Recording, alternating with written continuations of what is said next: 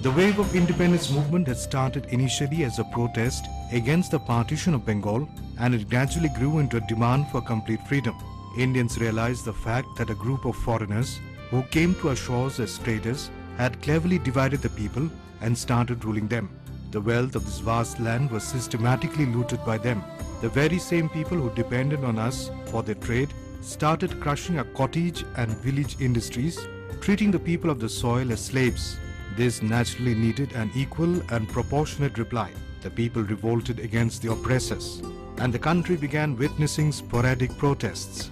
Cruel treatment to the freedom fighters, legendary heroes by the British, agitated youth, and one of such young freedom activists was Madan Lal Dhingra.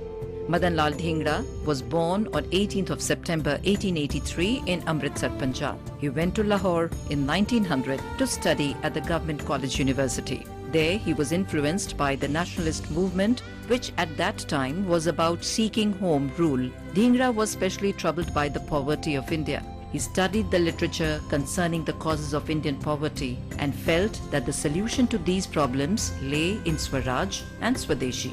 In 1904, Dhingra led a student protest against the principal's order to have the college blazer made of cloth imported from Britain. He was expelled from the college for this. In general, the incidence of revolutionary nationalism was on the rise during those days. This incident brought Dhingra closer to the revolutionary nationalism.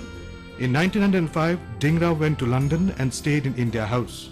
India House was a student residence located in North London. With the patronage of lawyer Shyamji Krishna Varma, it was open to promote nationalist views among Indian students in Britain. It was in India House that Madan Lal Dhingra met V.D. Savarkar, who was then the manager of India House.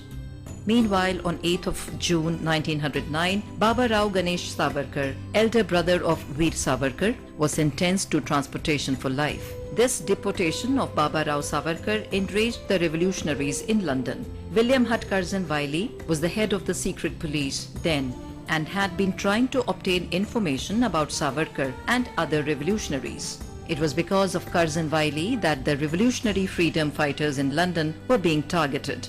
The journal of Shyamji Krishna Varma, named The Indian Sociologist, described Wiley as old repentant foe of India who has fattened on the misery of the Indian peasant ever since they began their career. The resentment was such among the revolutionaries that somehow forced Dhingra to take an extreme step.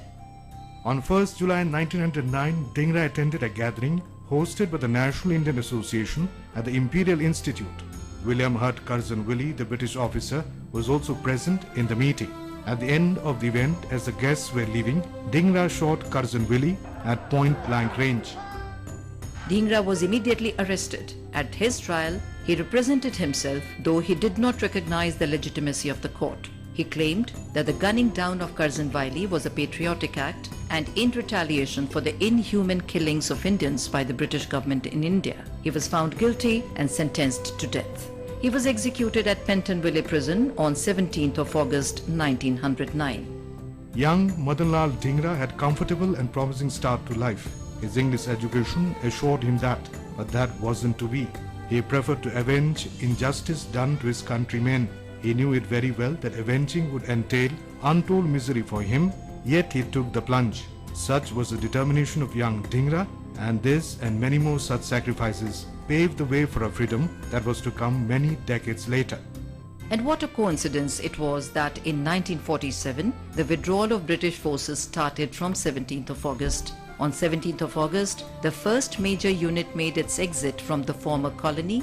A large contingent of the Royal Air Force sailed from Bombay to, as it was then known, back Great Britain. Of course, the total withdrawal of all British troops took time. It wasn't until February 1948 that the final departures took place. British withdrawal signaled the end of the colonial Indian Army. Historians are predominantly in agreement that Lord Mountbatten's haste in withdrawing the British forces from India and essentially split the country.